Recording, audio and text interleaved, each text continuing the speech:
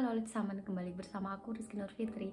Di video kali ini aku mau berbagi dengan kalian momen-momen dimana aku menerima penolakan, dimana aku mengalami kegagalan, dan gimana caranya untuk tetap semangat, tetap bertahan, dan tetap berjuang untuk mendapatkan apa yang aku inginkan atau apa yang aku impikan.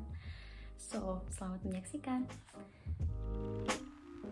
Aku selalu mikir aku akan mendapatkan apa yang aku inginkan dan aku akan meraih apa yang aku impikan. Ngomong-ngomong soal penolakan dan kegagalan, penolakan pertama yang paling berat untuk aku waktu itu ketika aku ketika aku mendaftar sekolah di Jakarta, daftar SMA, sekolah menengah atas. Ya. Waktu itu aku sangat percaya diri dan aku udah berimajinasi bla bla bla bla, dan karena aku juga punya nilai yang bagus, tapi entah kenapa nggak bisa ditolak pokoknya. Ya, akhirnya aku daftar sekolah maksudnya balik lagi ke Tasik dan daftar sekolah di Tasik. Dan aku daftar sekolah ke SMA 3 Tasikmalaya.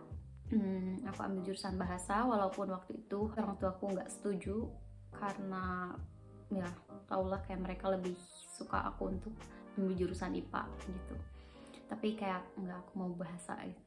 Kita sampai agak berantem gitu, tapi ya akhirnya aku ambil jurusan bahasa dan di sana juga ada bahasa Jerman, dan ya kita belajar bahasa Jerman. Waktu itu pas lulus ya aku kayak mikir, mungkin ini rencana Tuhan, kenapa aku nggak jadi sekolah di Jakarta, kenapa aku jadinya balik lagi di Tasik gitu. Dan ya alasannya itu karena melalui sekolah ini, melalui jurusan yang aku ambil, melalui guru bahasa Jerman tercinta kami, aku bisa ada di sini di Jerman. Terus kegagalan yang selanjutnya yang sangat berat itu yang pastinya ketika aku mendapatkan penolakan visa pertama aku ke Jerman. Yang pastinya ketika aku mendapat penolakan, aku nggak tahu mau ngapain, soalnya aku nggak ada plan B, aku nggak ada rencana plan B udah plan B. Dan ya kuliah udah telat dan aku nggak tahu mau ngapain. Aku bener-bener kayak the end of the world gitu. Aku mau ngapain, dan ya akhirnya aku kerja. Dan pokoknya dari kegagalan itu aku belajar banyak hal. Aku belajar sabar, aku belajar untuk teliti, aku belajar untuk menjadi orang yang lebih baik. Apa-apa itu harus dilakukan step by step. Bapak aku bilang katanya step by step gitu. Dan ya terus dari sana juga aku mikir nggak ada sesuatu yang instan, nggak ada sesuatu yang langsung gitu ya, kayak mau sini terus langsung jadi gitu. Setelah gagal aku coba apply lagi ke keluarga atau ke host family yang berbicara bahasa Inggris, aufgrund atau dikarenakan waktu itu alasan penolakannya karena bahasa Jerman aku yang sangat jelek. Jadi aku coba untuk apply ke keluarga, contohnya di New Zealand, di Australia, di Amerika, di UK, terus di Irland juga, tapi visanya tidak memungkinkan dan rata-rata host family-nya nggak mau ribet gitu. Dan nanti juga kalau aku kerja sebagai babysitter atau nanny gitu, aku juga nggak tahu nanti diperlakukan seperti apa, dan mungkin aku nggak bakal mendapatkan akomodasi seperti kursus bahasa dan lain sebagainya gitu. Dan aku juga pokoknya waktu itu aku nggak sabaran banget, dan kayak aku mau langsung terbang pergi gitu ke luar negeri. Sampai akhirnya aku udah kayak pasrah, udahlah mungkin kayaknya aku harus istirahat gitu dari dunia ini gitu. Dan ya waktu itu aku nganggur lah beberapa minggu. Terus aku waktu itu nonton film La La Land, mungkin kalian tahu La La Land, Emma Stone sama Ryan Gosling ya.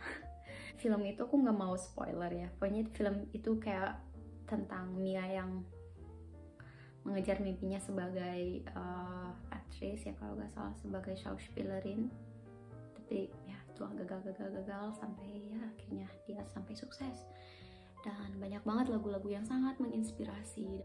Pokoknya film La La Land itu kayak bener-bener ngasih aku energi buat terus semangat untuk menggapai impian apapun yang terjadi gitu. Dan ya setelah itu saudara aku ada ngasih nomor dari orang Polandia, mereka lagi mereka lagi cari babysitter, dan ya aku akhirnya hubungi dia, dan ya aku datang interview dan akhirnya aku kerja sama mereka. Bayarannya nggak terlalu banyak sih, dan anaknya itu benar-benar hyperaktif banget. Ya aku kerja sama mereka selama kurang lebih 1 bulan. Dan setelah itu juga aku mulai apply kemana-mana, pokoknya kemana-mana aku dapat interview di sana sini. Dan kalau aku ngomongin soal ini aku jadi rindu suasana Jakarta gitu, yang kayak macet dan rame dan gitulah.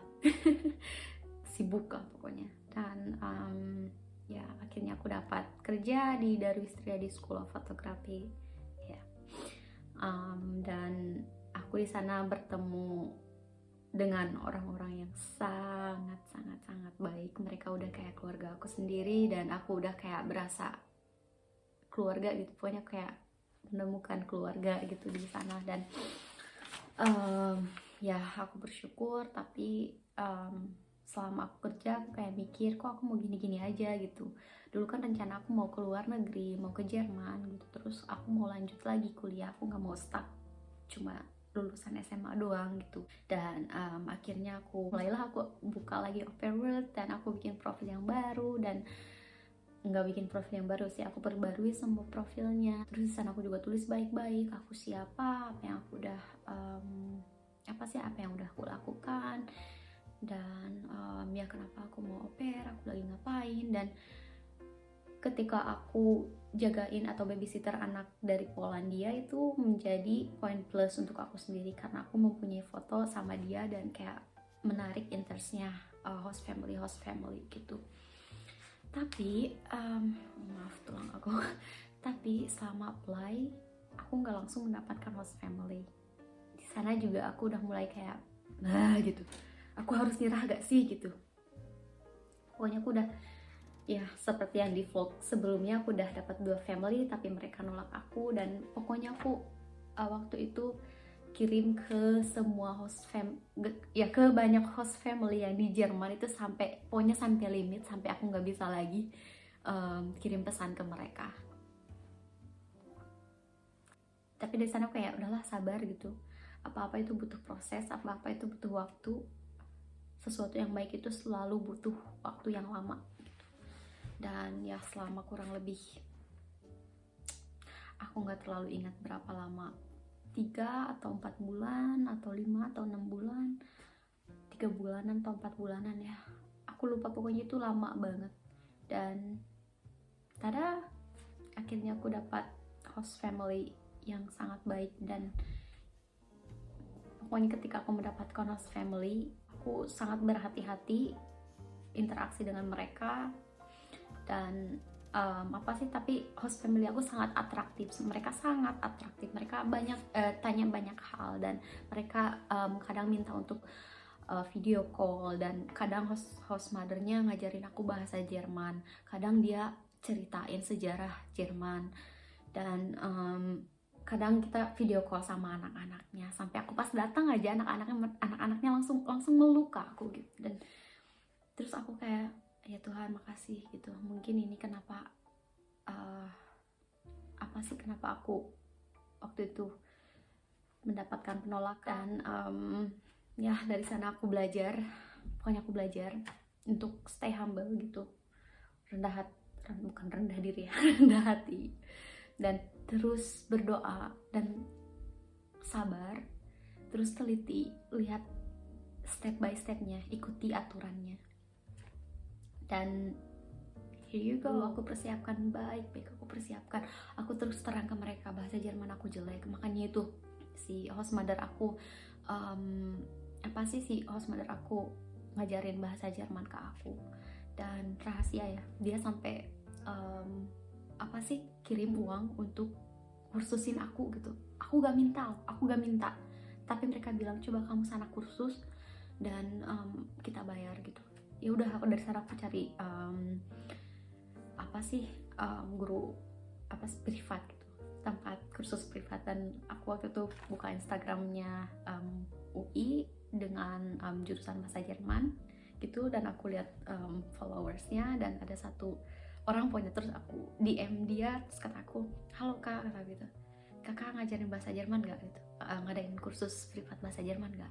Terus kata dia, oh enggak, tapi aku tahu temen yang ngajarin atau kursusin bahasa Jerman. Terus dia kasih nomornya ke aku, dan aku ketemu Kak Putri. Hai Kak Putri, makasih banyak udah nolong aku, udah bener-bener persiapan dulu. Kita ketemu di Stella, ketemu di Roti O. Terus kayak sebelum aku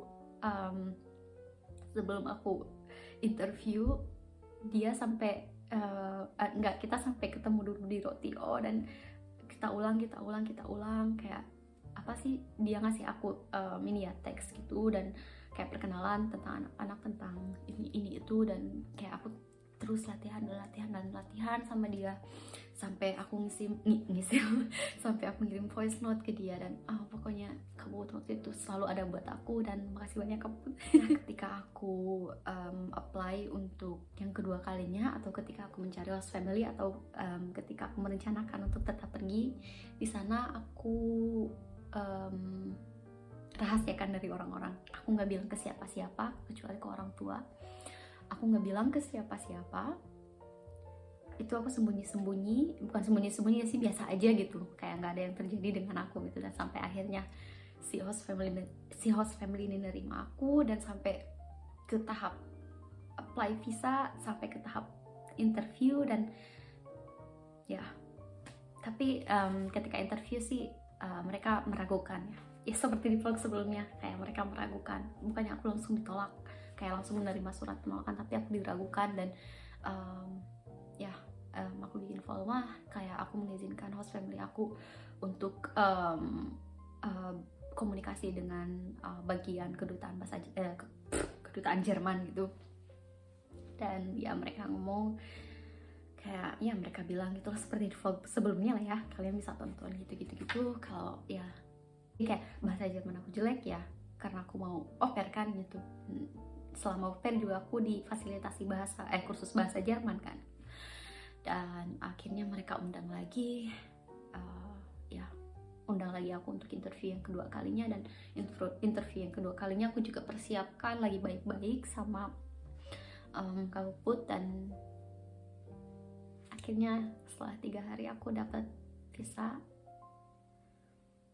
dan ya aku dapat visa, dan aku gak tau, aku seneng banget. Dan aku kayak berterima kasih ke Tuhan, dan terus bersyukur. Dan ya itu udah kayak keajaiban gitu. Dan aku berterima kasih ke diri aku sendiri, karena waktu itu aku nggak langsung putus harapan, nggak langsung kayak jatuh dan udahlah nyerah gitu. Dan ya aku bilang ke rekan-rekan kerja aku kalau aku mau resign karena aku mau pergi ke Jerman. Waktu itu aku juga agak deg-degan sih, karena emang aku udah benar-benar merasa karena aku udah ngerasa kayak itu keluarga aku sendiri kan. Dan ya udah ya pergi ke Jerman, dan tada aku di Jerman. Dan host family aku baik banget walaupun kadang mereka tuh aneh gitu. Tapi ya, dan ya selama aku di sini di Jerman, aku banyak ketemu sama au pair lainnya, dan alhamdulillah pokoknya aku sejahtera. Kegagalan atau penolakan yang selanjutnya itu ketika aku FSJ dan aku ngelamar Ausbildung, dan waktu itu aku juga udah interview, tapi waktu itu juga aku ditolak karena visa. Aku nggak tahu, mereka nggak ngerti soal visa, padahal mereka tinggal ngasih aku kontrak dan aku kasih ke Ausländerbehörde dan aku dapat visa gitu, tapi mereka nggak tahu, entah kenapa mereka nggak ngerti soal itu ya. Dan akhirnya aku perpanjang lagi FSJ aku dan aku seminar lagi dan aku udah kayak ya ampun gitu.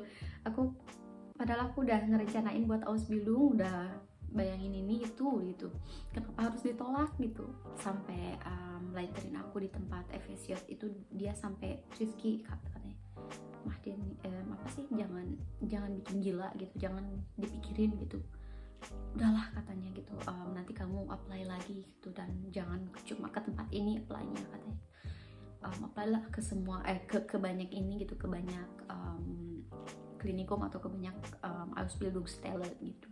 Dan rekan kerja aku juga bilang, katanya Rizky jangan apa ya, kalau bahasa Indonesianya itu jangan duduk di apa ya, kursi yang panjang atau apa gitu, bench gitu. Dan ya waktu itu aku mulai bangkit lagi dan aku apply lagi ke Ausbildungsstelle lainnya dan aku mendapatkan penolakan. Tapi waktu itu juga aku dapat 2 stelle sih. Aku dari klinikum ini yang dulu sempat tolak aku, mereka bilang kami masih punya data-data kamu dan interview juga kamu nggak usah, jadi aku ada di wartelistenya mereka. Tapi Sisha kayak untuk jaga-jaga aku apply ke klinikum Fulda ya, dan di sana juga aku diterima dan aku langsung dapat Vertrag, aku langsung dapat ini itu jadwal apa sih, blok pertama dan bla bla bla.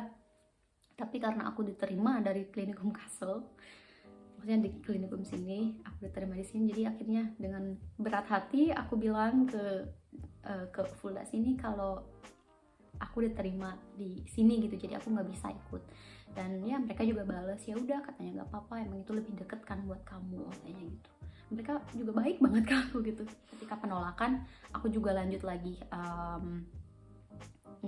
kursus waktu itu ya, kalau nggak salah ya aku lanjut lagi kursus, tapi kursusnya waktu itu aku kayak di apa sih, Kirche, tapi itu si Kirche Imhof, tapi itu si Kirche-nya itu nggak cuma buat orang-orang Kristen gitu, malah aku nemuin banyak orang-orang Muslim, banyak orang-orang yang dari Arab, Syria, dari Iran dan lain sebagainya gitu, dan mereka rata-rata juga Muslim gitu. Iyalah itu kayak charity ya, kayak bantuan-bantuan gitu. Dan mereka mengoffer les bahasa Jerman yang gratis gitu, jadi kamu nggak usah unmeld dan nggak usah kasih Vertrag atau apa gitu, nggak usah bayar, nggak usah apa, pokoknya langsung tinggal bawa niat aja gitu, dan tinggal belajar bareng gitu sama satu gurunya gitu. Aku dapat itu dari temen seminar aku. Dan ya aku belajar lagi bahasa Jerman, dan bahasa Jerman aku lebih baik. Dan ketika aku diterima Ausbildung sini dan aku mulai Schulblock gitu kan, mulai belajar, dan aku kayak buset, bahasanya nggak gampang gitu. Dan aku kayak sekarang aku tahu gitu kenapa dulu aku ditolak Ausbildung, karena Tuhan Allah tahu kalau aku itu kalau kemampuan bahasa Jerman aku itu belum cukup untuk Ausbildung gitu. Dan dari sanalah aku belajar lagi kalau sesuatu itu butuh waktu gitu, kalau semuanya itu butuh waktu gitu, nggak ada yang instan, nggak ada yang langsung jadi master gitu, jadi apa-apa itu butuh proses step by step dan waktu. Dari sana aku kayak Tuhan tahu apa yang lebih baik untuk aku. Dan setelah penolakan itu aku kayak mikir gitu, kayak kalau aku mau, contohnya sekarang aku mau apply apa dan apa gitu, ini pasti ada tantangan gitu, ini pasti ada yang kurang gitu, pasti mereka membutuhkan sesuatu, pasti nggak langsung jadi itu, pasti ada dulu lah gitu tantangan yang harus kita lewati gitu. Dan juga tips untuk kalian, plan B atau rencana B itu sangat penting. Oke lah kalian, contohnya sekarang kalian mau au pair ke Jerman, terus kayak cuma ngerencanain itu doang. Menurut aku itu agak bahaya. Soalnya ya menurut pengalaman aku. Jadi alangkah baiknya ada plan B itu, ada rencana kedua. So ya, buat kalian yang menerima penolakan atau apa gitu, jangan dulu tergesa-gesa gitu. Oke lah kalian handle dan tanya kenapa, gimana, dan terus mengejar apa yang kamu inginkan gitu. Tapi lihatlah sekeliling, tapi sadarilah sesuatu gitu, dan pokoknya belajarlah dari sana gitu. Nanti pasti ada kesempatan kedua atau kesempatan lainnya yang lebih baik, yang lebih baik gitu. Dan ya itu berdasarkan pengalaman aku. So ini untuk kalian, terus semangat dan jangan menyerah untuk impian kalian. Dan ya jaga kesehatan kalian, jaga kesehatan mental kalian. Jangan lupa subscribe untuk kalian yang baru. Dan ya itu sangat membantu aku. Terus like video ini kalau kalian suka. Dan sampai jumpa di video berikutnya. Dah.